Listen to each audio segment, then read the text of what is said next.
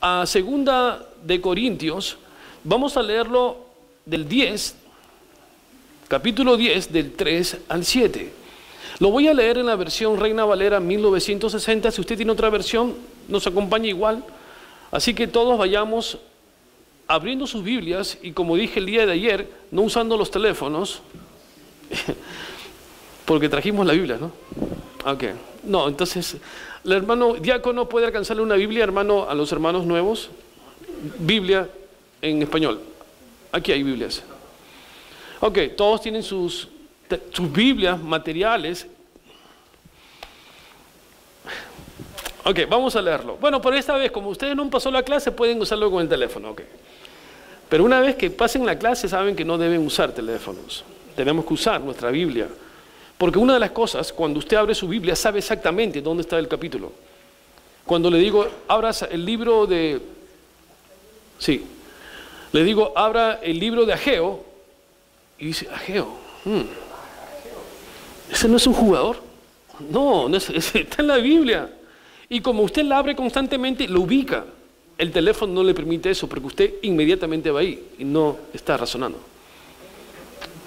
Ok, vamos a lo que es 2 Corintios 10, del 3 al 7. Y lo voy a leer en el nombre del Padre, en el nombre del Hijo y en el nombre del Espíritu Santo que está en nosotros. Pues aunque andamos en la carne, no militamos según la carne, porque las armas de nuestras milicias no son carnales, sino poderosas en Dios para la destrucción de ¿qué? Fortalezas, derribando argumento y toda altivez que se levanta contra el conocimiento de Dios y llevando cautivo todo pensamiento a la obediencia a Cristo. Y estando prontos para castigar toda desobediencia, cuando vuestra obediencia sea perfecta, miráis las cosas según la apariencia. Si alguno está persuadido en sí mismo que es de Cristo, esto también piense por sí mismo, que como Él es de Cristo, así también nosotros somos de Cristo Jesús. Vea, esta parte está diciéndome que somos de Cristo Jesús. Usted y el que habla tiene el carácter de Jesús. Y esta mañana quiero recordarle algunas cosas que es una unión entre la predicación anterior de Zaqueo. ¿Cuántos estuvieron en la predicación de Zaqueo? ¿Recuerdan Zaqueo? Ok, vamos a unirlos. Hace semanas habíamos aprendido que este hombre deshonesto, que era el del desagrado de toda la sociedad. Era la paria, la escoria. Nadie se juntaba con alguien tan rico, pero no tenía ningún amigo. Consiguió la salvación.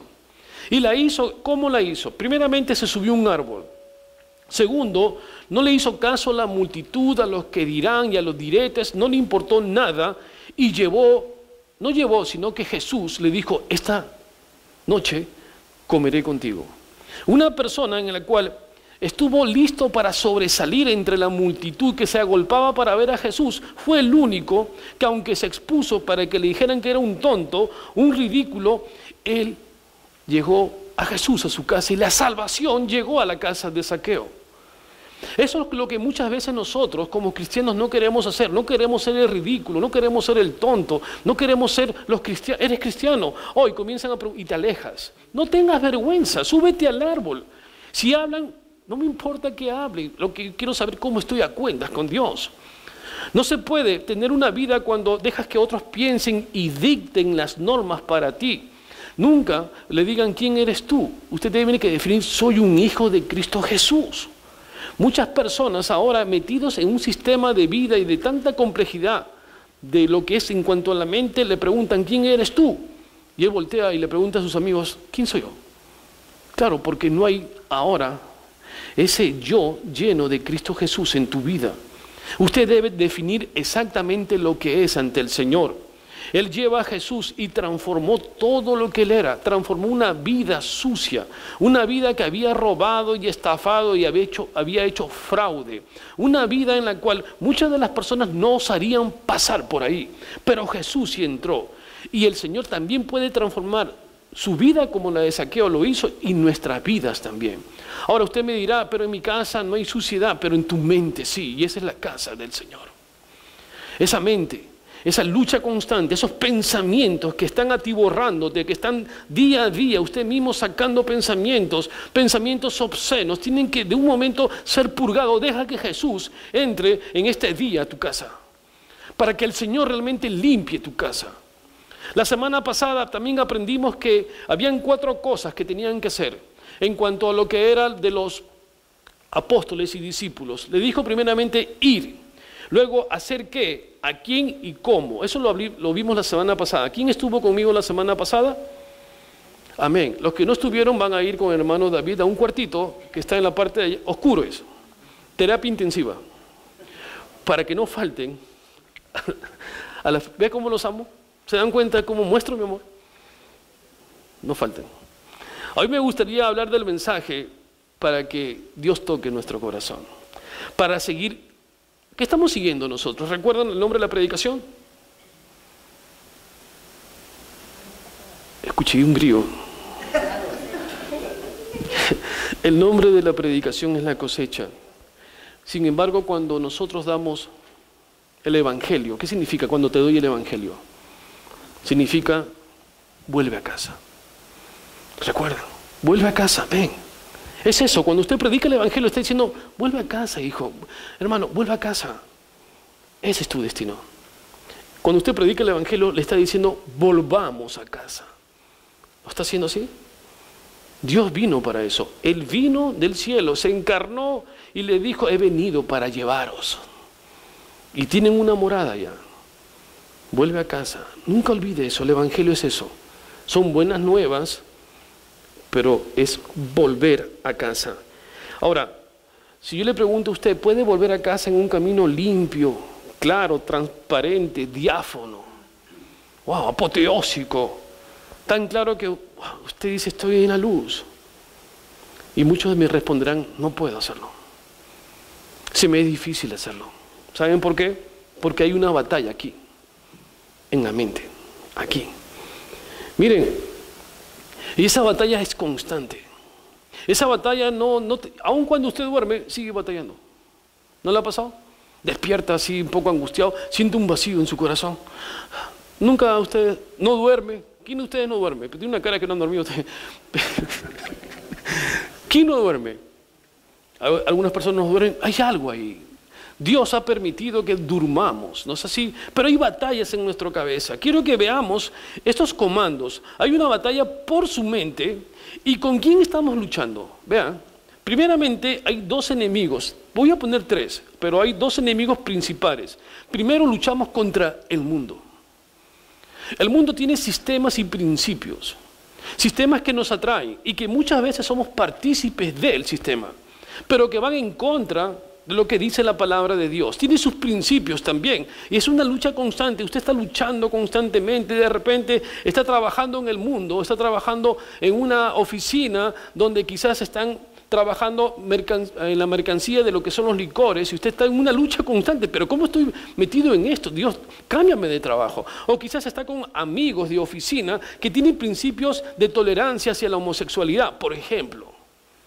O tiene principios desviados acerca de que es correcto ver pornografía, porque es un principio, ya que los psicólogos recomiendan que puedan verlo en pareja para hacer una terapia.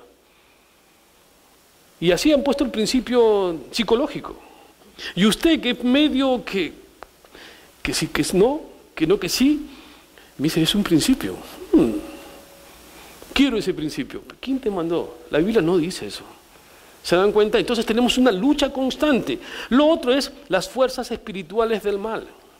Fuerzas que al cristiano no puede entrar, pero hay fuerzas que flotan, fuerzas del mal, fuerza en grupos, fuerza en las personas que tienen ideas obscenas. Y usted siente y percibe eso cuando entra a un lugar. ¿No le ha pasado cuando entra a un lugar? Algo pasa acá. Son fuerzas espirituales de maldad que se han movido. ¿Y es el príncipe de quién? Dice la Biblia que el príncipe de las tinieblas se mueve. Él es príncipe, recuerden, no es rey. Hay un solo rey. Él solamente es un príncipe, nunca será rey. Y gracias porque el Señor le dio eso por ahora. Pero recuerden, es un bulldog que está agarrado a la correa. Él no la suelta. ¿Quién tiene el control de esa correa? ¿Y tú qué haces jugando con el perro? Piensa. Y lo otro es la carne. La carne es nuestra vieja naturaleza, es otra lucha. Esa vieja naturaleza, la que antes que llegaras a Jesús quedó en ti. De repente antes te gustaba a ti hablar con tus amigas. Como no has venido a la clase de Facebook, te lo voy a decir. Hablar con las amigas y quizás estás un poco en la carne y estás en Cristo y de repente discutes con tu esposa y tu esposa te dice, feo. Y entras deprimido porque no tienes el carácter de Cristo. Y te vas al Face y sale una amiga. Y cierras la puerta. Y comienzas a escribir ahí. Te escapas, escapismo, ¿no? ¿Cómo estás? Triste, me están maltratando, pero yo puedo hablar contigo. Y tú, sí, mándame una foto. Y él dice, pero 300 libras tengo, pero ¿cómo le mando una foto? Una antigua, ¡pah! Le pones una antigua ahí. Y la otra tiene 500 libras, le manda otra antigua también. Y luego está que se mienten, ¿eh? Escapismos. Tu carne, lo que has tenido antes, te hace escapar. Y Dios y los párpados de Dios están encima de ti. Te está viendo. Y vas a la iglesia y cantas, te doy gloria, gloria. Te doy, oh, gloria a mi amiga. Este está en otro lado. Hermanos, no podemos jugar con nuestro Hacedor. Si Él te dio la gracia hasta ahora, porque Él es misericordioso, porque Él es paciente, pero un día hará justicia sobre tu vida y sobre los tuyos. Arrepiéntete. Déjame simplificarlo nada más. Vea, aquí tengo una Biblia. Todos enséñenme en sus Biblias. Bueno, los que no tienen Biblia no me enseñen el teléfono. La Biblia, enséñenme la Biblia. La palabra, ustedes me hacen reír. La palabra de Dios es el Logos. Significa que el Logos significa que Dios encarnado vino. ¿Para qué? Para convivir con nosotros. Ese Dios está aquí. Y todo lo que debo pensar está acá. Esta es la Biblia. ¿Cómo debo pensar? Es lo que el Señor revela en mi vida. ¿Cómo debo tratarme? ¿Cómo debo aceptar ese amor y esa fe? ¿Cómo ponerlo en ejecución? ¿Cómo tratar a mi compañera? ¿Cómo tratar a mi compañero? ¿Cómo tratar a mi cónyuge, a mi esposo, a mis hijos? Todo está aquí. Está aquí. Y muchas veces ni lo leemos. Lo tenemos bien tapado, cubierto y así, en una vitrina. Ahí está. Qué lindo, mi Biblia. Y de vez en cuando la saca a pasear los domingos. Y otra vez la guarda. Si esta es tu vida, ¿sabes quién te va a juzgar? ¿Lo sabes? La palabra. Esta te va a juzgar. La palabra que desobedeciste ni conoces. La palabra que el Señor te dice bien claro, es bueno que recuerdes los versículos bíblicos, porque en ese momento tú no vas a estar con el Señor. ¿Sabes algún versículo, hijo? Voy a mi Wikipedia, un ratito. No, está aquí. Mente. ¿Cuántos versículos recepciona usted?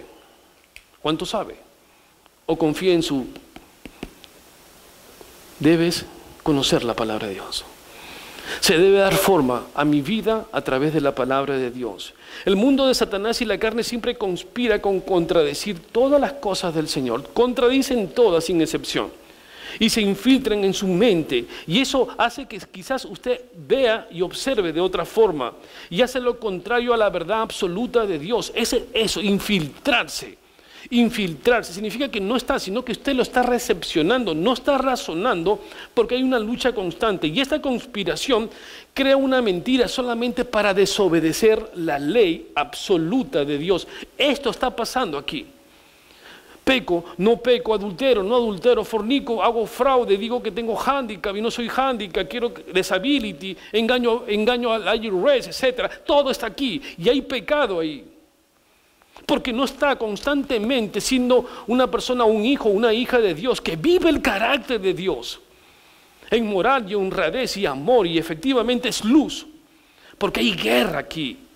Y necesitamos un comando que controle mi vida, y esa vida solamente, y ese comando solamente es que no me voy a conformar con las cosas del mundo, no me voy a conformar, me voy a conformar con lo que Dios me da más y mucho más. Vea la diferencia. El mundo que le da un tiempo, un placer, un chocolate, un helado. No, el pecado a veces es como un helado. Ay, rico, sí. Adictivo todavía. Y comienza plap, plap. Y ahora es un helado.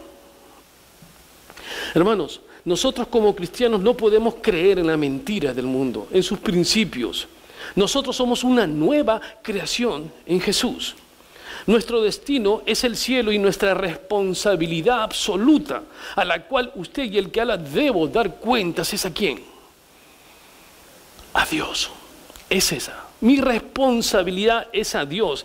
Y esta responsabilidad es traer a la tierra el reino de Dios e invitar a otras personas, volvamos a casa, volvamos al cielo.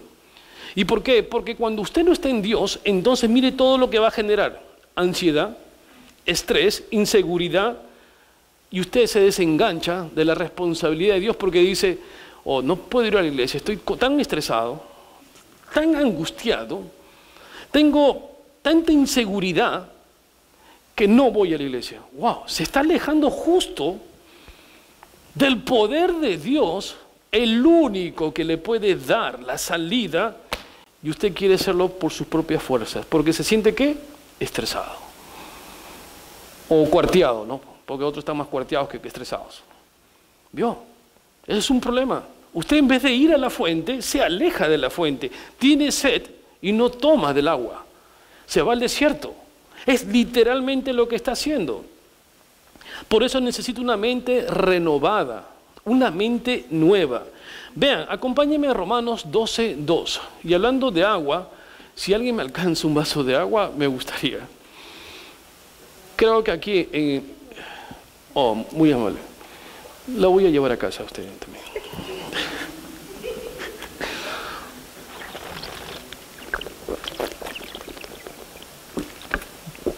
Gracias, hermana Violeta. Vamos a Romanos 12:2. Voy a esperar. No tengo apuro. Si todos lo tenemos, Romanos 12:2, lo vamos a leer. ¿Lo tenemos? Iglesia, recuerden que debemos traer nuestra herramienta, la palabra de Dios. Y buscar, saber, oh, acá está Romanos, acá está Hechos, acá está Revelación. Vamos a leer Romanos 12:2. Dice, no os conforméis ¿a qué? A este siglo, sino transformaos por medio de la renovación de vuestro entendimiento. Esperen, y aquí viene lo mejor del pastel viene. Leamos, ¿para qué? Leamos, para que comprobáis, ¿qué dice? ¡Wow! Esto es lo mejor. Dice, para ver la voluntad de Dios, agradable y perfecta. ¿En dónde? No es una idea que vaga. ¿Dónde? En mí. Su voluntad es agradable y perfecta en mí. Lo que el Señor hace en su voluntad es bueno. Si me sacaron del trabajo, es la voluntad de Dios. Habrá otro mejor. Es buena, es perfecta, es buena. Si me enfermé, la voluntad de Dios es bueno. Usted no vea lo que el mundo quiere decir, es malo. Dios no sana. Y todavía te dice, ¿cuánto tiempo tienes orando? 4 meses, y ahí está. Vimos atrás, ¿no?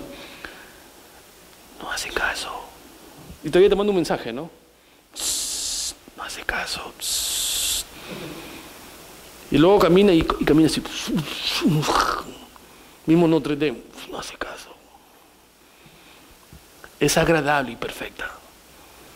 Si usted pasa una desgracia, es agradable y perfecta porque Dios tiene el control. No piensen, cuando las personas me dicen estoy enferma, no, estás mejorando. Hace frío, no, voy a entrar en calor. ¿Ves cómo cambiamos? Mi mente se renueva. Estoy subiendo de peso, no puedo mentir. Ok, vamos a seguir. Usted comprobará que la voluntad de Dios es no en la idea, sino aquí en la tierra. No es una idea, esto no es lógica avanzada, no estamos filosofando con Sócrates, ni Aristóteles, ni el bien, ni lo que es el bien, ni la felicidad, no. Aquí la voluntad se hace en la tierra y se cumple ¿en dónde? En mí, en usted. Así que muchas personas quieren cambiar el mundo, Por lo que muchas personas han fracasado. ¿Saben por qué? Porque sus ideales mejores, sus planes mejores, no se originaron en estar aprobados por la voluntad de Dios, sino en su voluntad. Quiero repetir eso. Muchas personas han hecho planes y propósitos y han invertido, pero nunca pidieron dirección de Dios. Y si no hay dirección de Dios, si tú haces tu voluntad, quizás tengas un tiempo de jolgorio, de alegría, hayas invertido quizás un tiempo, pero si no está en la voluntad de Dios, entonces no es agradable y perfecta. Conocí a una persona el día de ayer que me decía, pastor, tengo dos opciones, $18 la hora o 13. Muchas personas que hubieran elegido ¿cuál? Pero él dice, tengo que trabajar los sábados. Y los sábados voy al seminario. Y he decidido, así me lo dijo, he decidido el de $13 porque Dios proveerá. ¿Vio? ¿Ese qué? Es una mente renovada, agradable y perfecta. ¿Dios va a hacer su voluntad o no? Muchas veces nosotros estamos en la misma cosa. ¿Qué escojo? Y la esposa ahí, en vez de apoyarlo, 18. Pero es que el seminario, no, deja el seminario, 18. Pero, mi amor, tú, 18. También el esposo, ¿no? Puede ser, no siempre la esposa. Pero cuando uno está en la voluntad de Dios, está camino a casa, sabe que Dios va a proveer. ¡Wow! Dios es grande. Solamente hay que renovar su mente. La mente o está renovada, o está renovada o está en contra de Dios. No hay término medio. Yo le puedo decir, una persona me puede decir a mí, pastor, estoy medio embarazada. ¿Usted cree eso? ¿Usted puede creer eso? Que estoy medio embarazada. ¿Cómo que es eso que medio embarazada? O estás o no estás. O estás en la mente de Cristo renovada o no estás. Y si no estás en la mente de Cristo renovada, entonces estás en rebeldía con Dios. Y quiero que vayamos ahora a 2 Corintios 10, 3, 6 para ver la estrategia que el Señor nos va a dar para la continuación de esta renovación de nuestras mentes. Voy a esperar. 2 Corintios 10, 3, 6. Corintios está, a ver quién me dice dónde está. Antes de Primera Reyes. ¿Quién dijo antes de Primera Reyes? Amén. El que dijo el Primero de Reyes, afuera vamos a conversar, hermano, porque no sé qué tiene que ver Primero de Reyes con Corintios. Es algo nuevo, otra Biblia será eso. Vamos. 2 Corintios capítulo 10 del 3 al 6. Voy a esperar porque necesitamos leer nuestra Biblia. Vean, vamos a saborear que las bendiciones caigan cuando usted lee. Porque Dios, cuando usted lee, Dios le está hablando. No es un libro cualquiera, es un libro de vida. Dice así, pues que aunque andamos en la carne, no militamos según la carne, porque las armas de nuestra milicia, que dice, no son, sino poderosas en Cristo para la destrucción de, usted lo sabe de memoria, derribando argumentos y toda altivez que se levanta contra el conocimiento de ¿quién? De Dios, y llevando cautivo todo pensamiento a la obediencia ¿a quién? Y estando prontos para castigar toda desobediencia cuando vuestra obediencia sea ¿qué? ¿Cuáles son esas fortalezas? Ahí está, vamos a ver. ¿Cuáles son esas fortalezas? Lo han leído, etcétera, y bien, pero ¿cuáles son las fortalezas? Miren, una región conquistada, vamos a la parte histórica, una región cuando se conquistaba, había un ejército invasor. Y uno llegaba y encontraba una fortaleza, literalmente había una fortaleza fortificada, donde el enemigo se mantendría constantemente para que no sea atacado. En esa plataforma de repente lanzaban lo que ustedes han visto, el aceite hirviendo, las piedras, pero de un momento a otro esa fortaleza caía, ¿o no es así? Porque ellos estaban dentro de una fortaleza, pero para derribar esta fortaleza hay que ser violento. Usted no solamente dice, yo voy a derribar esa fortaleza, pero voy a dar una vuelta. No, esta es violencia. Hay que derribar toda fortaleza con violencia. Y tiene que ser retirada por la fuerza, porque esas fortalezas están impidiendo, ¿qué? Mi renovación mental. En la vida de cristiano que ha nacido de nuevo, recuerden que somos salvos. Y hay que introducirnos en la familia de Dios. Y habrá áreas en nuestras vidas que se han plantado fortalezas de mentiras. Y ahí están todavía. Usted tiene que orar, violentar por la fuerza, sacar ideas que han estado obstaculizando el camino correcto hacia el Señor. Hay muchas fortalezas aquí. Hay cosas que han quedado en el pasado que usted ha tenido que ya olvidar, pero siempre dan vueltas acá, siempre. Me hicieron esto, pasó lo otro. Hay una persona que tiene el problema que algo le pasó de niña, que cuando abren el cerrojo así, escucha el cerrojo, llora. ¿Vio? Sabemos ya lo que ha pasado con la niña, ¿no? Hay otro joven que no puede dormir sin que la luz se apague. O sea, tiene luz. Y si usted habla fuerte de la noche, llora. Fortalezas. Sé que pasó algo, pero Dios perdona. Dios cauteriza. Hay fortalezas, hay ideas. ¿Será correcto el diezmo? ¿No será otra fortaleza? Rómpala.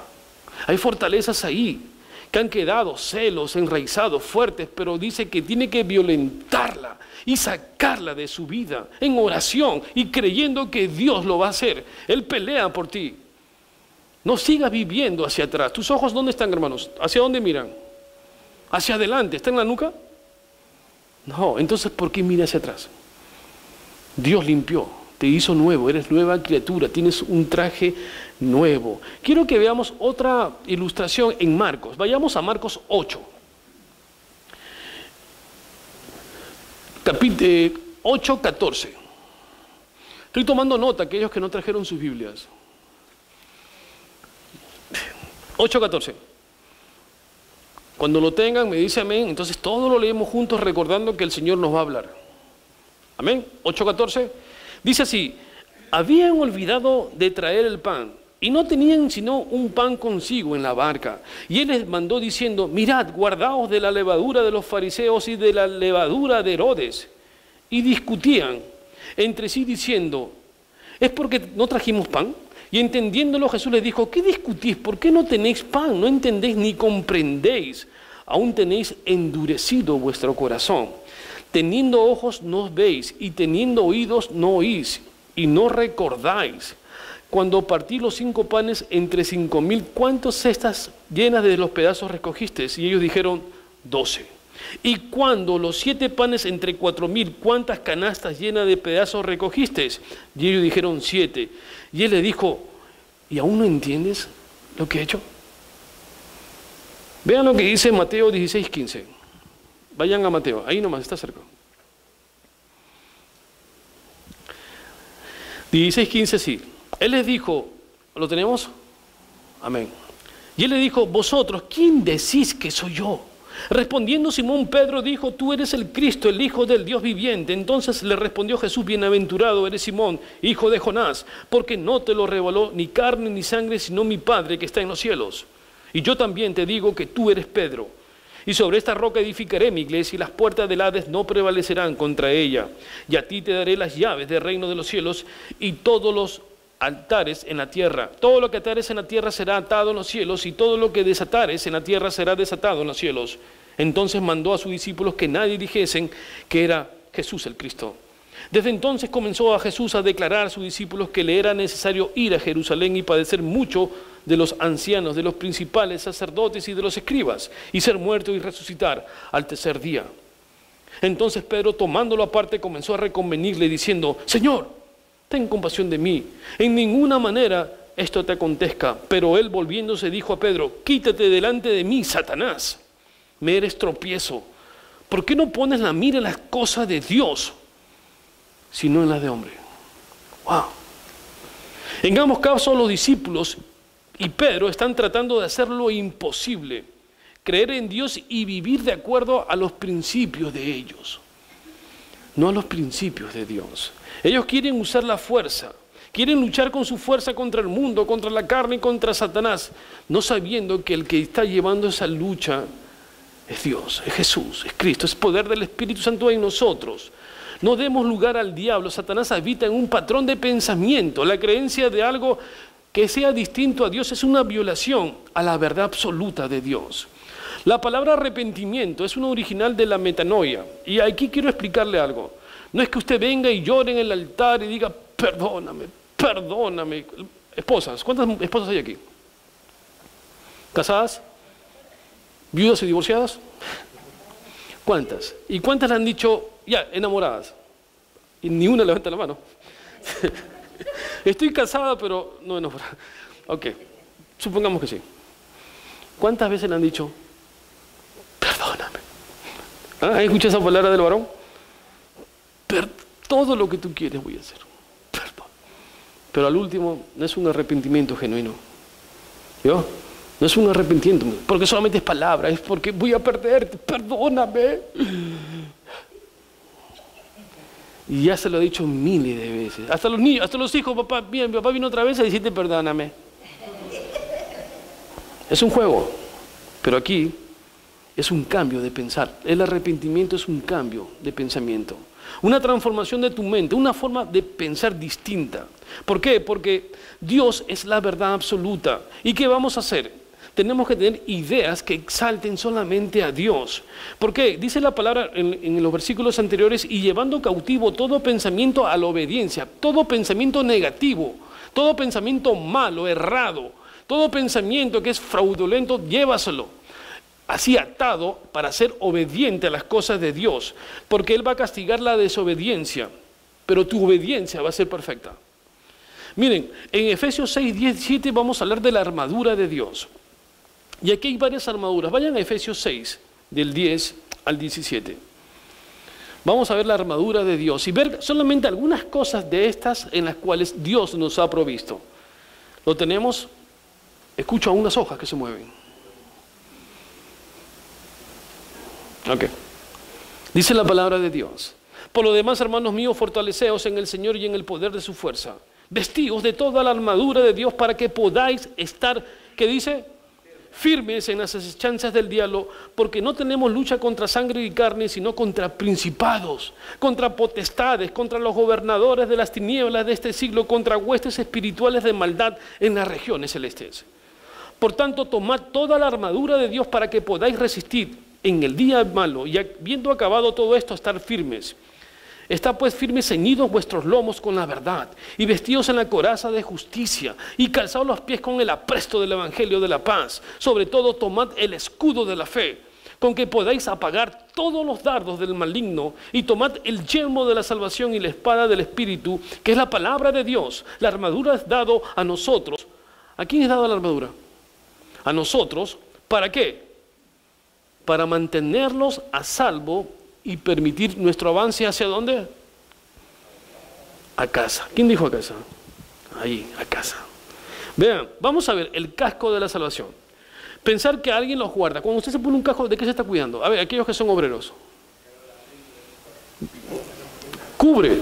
Cuando uno tiene el casco de la salvación, nuestra mente está protegida ¿de qué? De las mentiras, de las cuestiones que cuestionan a Dios. Mi casco ha sido puesto por el Señor, no tengo ningún ataque va a entrar porque lo tengo protegido.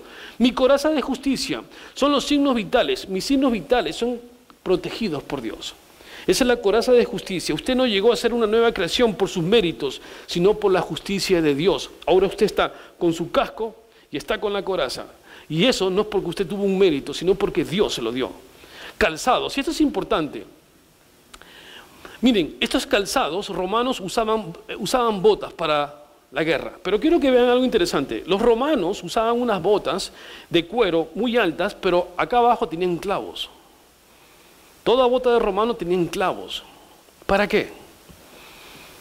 Para avanzar y no retroceder. ¿Se dieron cuenta? Cuando aquí Pablo dice calzaos, las botas, te está diciendo avanza. Pero cuando clavas, ¿cómo vas a voltear? Esa es la figura. Es interesante esa figura. ¿Por qué? Porque usted no va a tener ya esa oportunidad. Ya puso el pie y sigue caminando. Pero hay algo interesante aquí, que no vemos nada en la espalda. Algo que cubra. No he leído nada sobre eso. No está. ¿Y saben por qué? Porque en retaguardia está Jesús.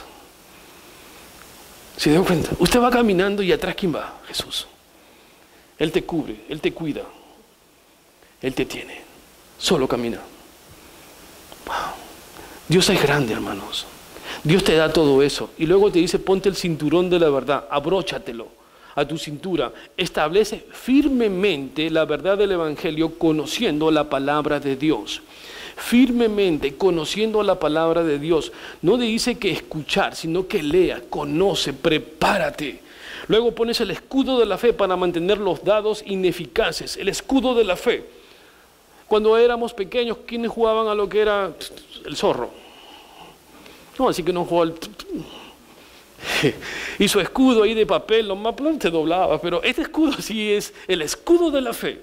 ¿Por qué? Porque los dardos ineficaces, las ideas tontas, todas eran cubiertas, porque tú estás cubierto. Recuerden, todos los romanos tenían escudos, y los escudos de los romanos eran excelentes.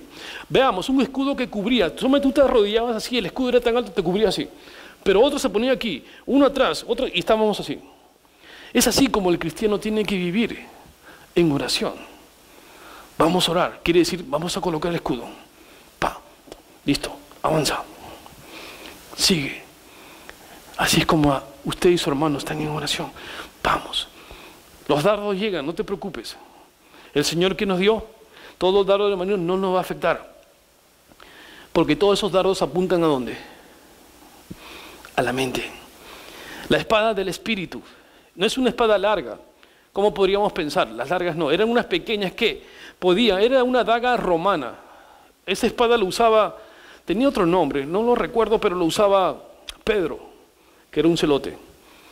Y se usaba para infligir daño al enemigo, pero también era utilizada para quitar los dardos que quizás estaban dentro del escudo y arrebatarlo. Las flechas nunca llegaron a tocar a Jesús, ninguna flecha tocó a Jesús, pero modeladas por nosotros, usando la palabra como la espada del Espíritu, derrotamos las tretas de Satanás. La tentación de Jesús, ¿la recuerdan? ¿Cómo venció Jesús a Satanás? Con la palabra. Repitan, ¿con qué? Amén. Con la palabra venció. No, nada más. Fue la palabra de Dios la que venció. Porque él la sabía. Dígame, Jesús dijo, Satanás, un ratito. Wikipedia, pero me he olvidado de esa. No. ¿Dónde estaba su mente? Aquí estaba. ¿Usted cómo hace para orar? Tiene que saber los versículos, debe conocer la palabra. Quiero concluir, el enemigo no tiene nada contra nosotros, no puede. Satanás no tiene nada, se lo repito, nada absolutamente. Para ustedes que están en Cristo, el pasado, no hay pasado en mi historia ya, que no haya sido lavada por la eficacia, por la sangre del Cordero de Cristo. Grita el poder de Jesús siempre en Cristo. Mi pasado ya no existe, se ha borrado, díganlo, se ha borrado. En el presente, demostrando el propósito, el amor y el afecto de Dios para mí y mi vida y mi futuro, siendo parte del equipo que trae al cielo la tierra, dando lugar a la venida del reino de Dios, haciéndole saber al mundo que Él es el Padre bueno y perfecto y que demuestra su amor cuando le encuentro en el camino, y cuando Él camina va salvando, va haciendo milagros, va haciendo señales y prodigios. Él es Dios, y a lo largo de los siglos, vean, ha habido personas que han querido interferir en el avance de la iglesia. Uno era el francés Voltaire. ¿Quién lo conoce? ¿Lo conocen? Él vivía aquí en Newark. No, él era francés. Este francés había dicho, dentro de 100 años de la Biblia no quedará nada. Va a ser un librito en un museo de historia. Así lo dijo. ¿Y qué pasó? Miren lo que pasó. Muchos dijeron, wow, va a ser así. Pero en la casa de este señor, de Voltaire, se constituyó la sociedad evangélica donde se producen Biblias. En la misma casa de él, es el centro de distribución de Biblias en Francia e internacional. El que dijo que acá 100 años la Biblia será parte del museo. En esa misma casa el Señor se glorificó. Dios tiene el control. Cuando tomamos la Biblia en nuestras manos, recuerden que esta es mi regla de fe y de conducta. Esta es mi regla de fe y conducta. Mientras más sepas, más difícil será que tu mente esté distorsionada. Vamos a orar. Vamos a ponernos de pie para orarle al Señor. Amado Padre, gracias, Señor, te doy porque trajiste a esta pareja, Señor. Oh Dios Santo, ellos escuchando tu voz, Señor, no te elegimos A ti, tú nos elegiste a nosotros, Señor. Bendícelo. Bendice a este cuerpo. Bendice a este remanente, Señor. Bendice a cada uno de nosotros y haz que esta palabra que ha sido expresada y predicada de acuerdo a tu voluntad sea acuñada, Señor, en nuestros corazones, Señor. Que el casco, Señor, que esté en la palabra nos proteja. Que la coraza de justicia no permita daño, Señor. Que el escudo, los dardos del enemigo no tengan mayor efecto en mi mente y en la parte trasera, Señor, tú avanzando y cuidándonos. Como la gallina cuida al polluelo, Señor, y lo cubre bajo sus alas, así nos sentimos contigo, Señor. Te rendimos toda adoración, solo al merecedor. Solo a ti, Jesús, en el nombre de Cristo Jesús. Y en esa actitud de oración, quiero orar por mi hermana Jacqueline, para que Dios le conceda la tranquilidad y la paz, sabiendo que también tiene familiares. Oh Dios Santo, pon su mano sobre ella, sobre los familiares que perdió, sobre los familiares que han sido los deudos, Señor, sabiendo que no morimos, si no cerramos nuestros ojos hacia la eternidad y un día estaremos todos otra vez juntos, Señor. Pero en este dolor, sé con ella y con los suyos. También ayuda a su rodilla y a los que están enfermos, sánalos, Señor. Tú eres el mismo ayer, hoy y siempre. En el nombre de Cristo Jesús. Amén. Antes de irnos, recuerden que aquí está la